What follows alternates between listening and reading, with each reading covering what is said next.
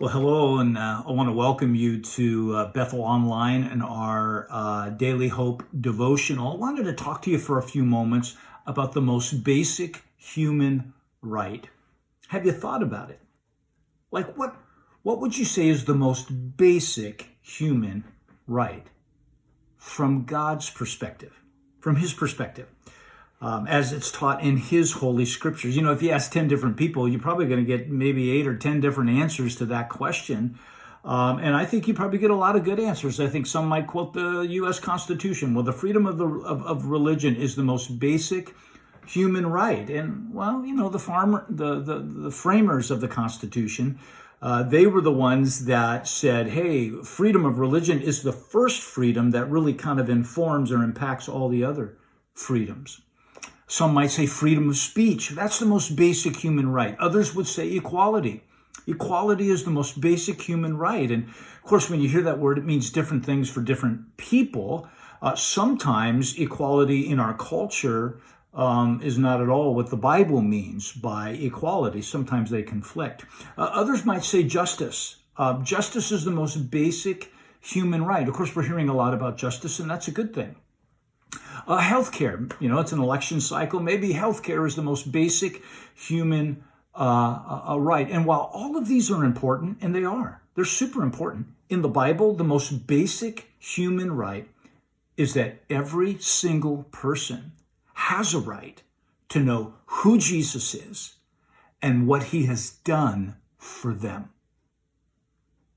Jesus said it this way, and when he talked about himself, but we see this often throughout the scriptures. Luke chapter 19 and verse 10. Jesus said, for the Son of Man, it's a term that he used for himself, to describe himself, for the Son of Man came to seek and to save those who are lost.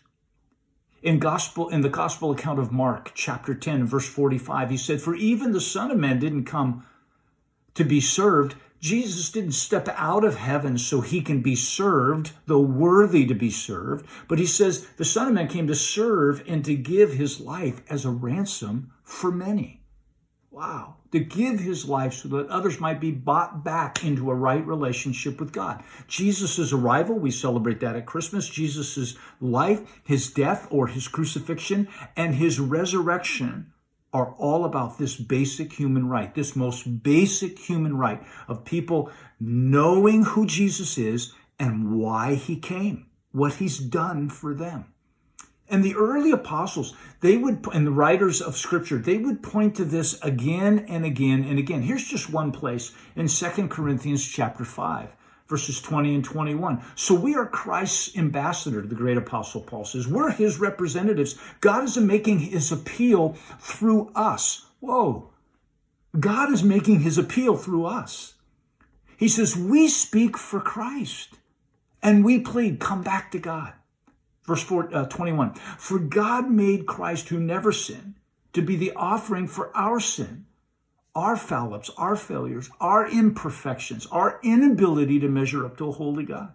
Why? So that we could be made right with God through Christ. Jesus came to restore our broken relationship with God. And then he came to help us restore our broken relationship with each other. It is the most basic human right from a holy God, God's perspective. The reason is this right affects eternity. This right affects eternity. All the other rights, as good as they are temporary. They're temporary. The only right, they're all only tied to this very brief life on earth. I want you to think about that. All the rights are tied. Our life on this earth is like a blip on the radar screen compared to eternity. There's no comparison on the brief time we'll spend on earth versus the time we will spend for all eternity. And all rights are temporary except for one. One impacts eternity. It's the right to know Jesus. That'll echo throughout eternity. And this really kind of raises, I think, a super important question for us today, especially right today in today's world. especially for people who say that they are followers of Jesus Christ. They say, hey, Jesus is Lord. Here's the question. Are you leading your life in such a way that people can see and experience the gospel, the most basic human right? Who is Jesus and what did he do for me? Am I living my life in such a way so people can actually see and experience the gospel, this most basic human right? If I confess Jesus as King over my heart, how am I treating those who are my brothers and sisters in Christ? Let's start there. How am I treating them? Are you an example? Am I an example in our world of how the love and the life of Jesus works? Now, it doesn't mean we're a perfect example. Nobody's a perfect example. I get that. We all come up short now and again. You know, these past few weeks have been very emotional, and they've been really hard.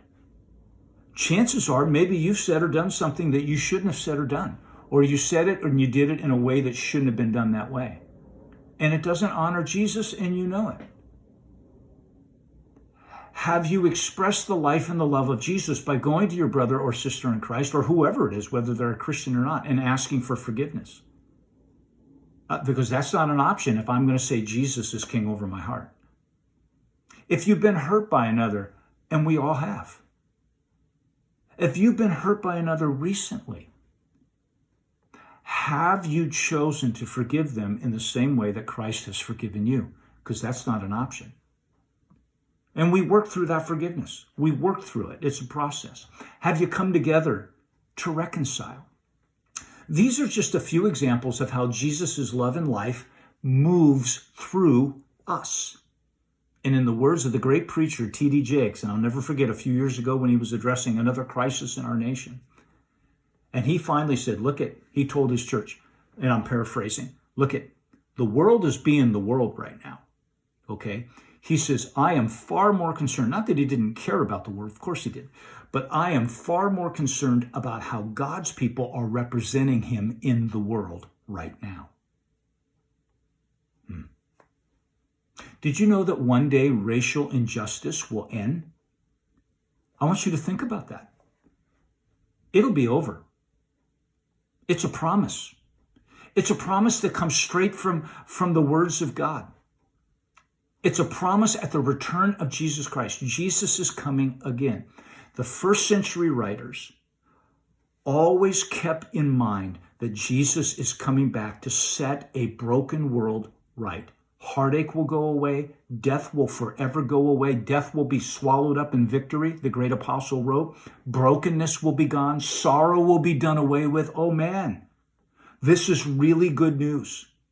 And this very truth at the return of Jesus Christ, he is coming again, the one true just judge, the only one who is truly just, will set every ill and every wrong right forever. And Revelation 21, 3 and 4 celebrates this truth. I heard a loud voice, John wrote, shout from the throne saying, look, God's home is now among his people. It's finally over. It's finally complete.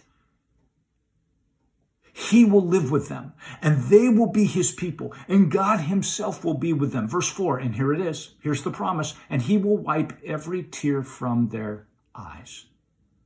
And there will be no more death, or sorrow, or crying, or pain.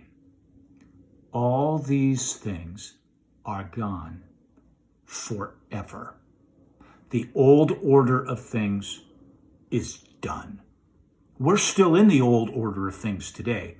One day, it'll be over. It'll be remade. How we represent Jesus right now will echo in eternity.